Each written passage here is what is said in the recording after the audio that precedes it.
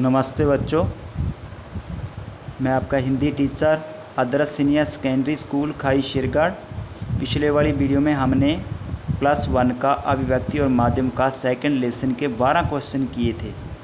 अब करेंगे आगे 13वां क्वेश्चन।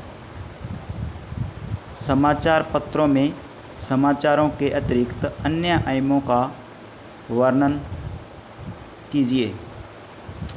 समाचार पत्रों में समाचार तो होते ही हैं, पर उसके इनके अतिरिक्त भी पाठकों के अन्य आयाम भी होते हैं।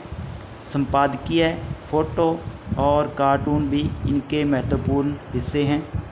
इनके बिना कोई समाचार पत्र स्वयं को पूरा नहीं कह सकता।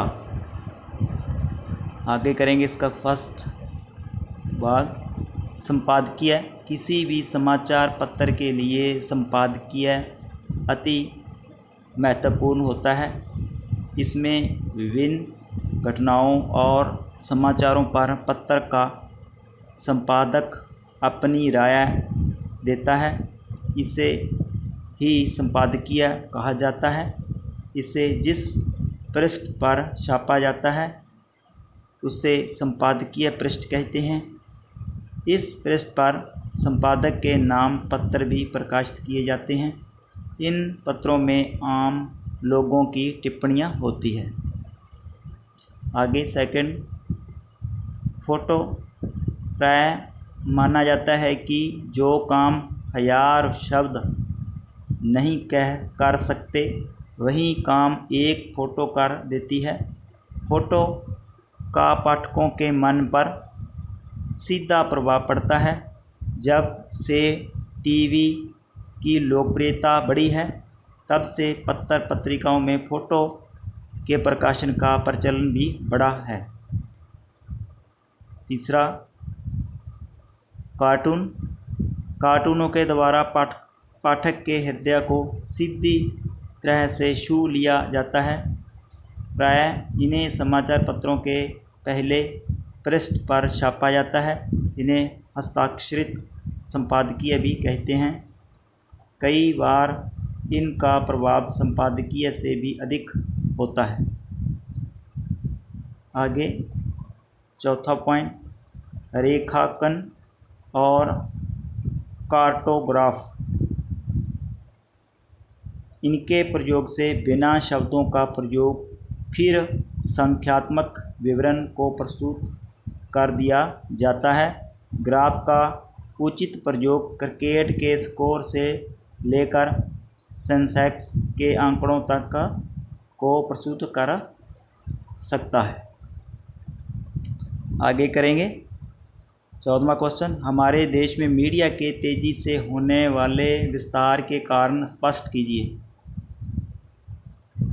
हमारे देश में मध्य वर्ग का बहुत तेज़ी से विस्तार हुआ है। साक्षरता की दर और लोगों में क्रय की क्षमता बढ़ी है, जिस कारण मीडिया का फैलाव तेज़ी से होने लगा है। यह रेडियो, टेलीविज़न, समाचार पत्र, सैटेलाइट टेलीविज़न और इंटरनेट के रास्ते पर तेज़ी से आगे बढ़ रहा है।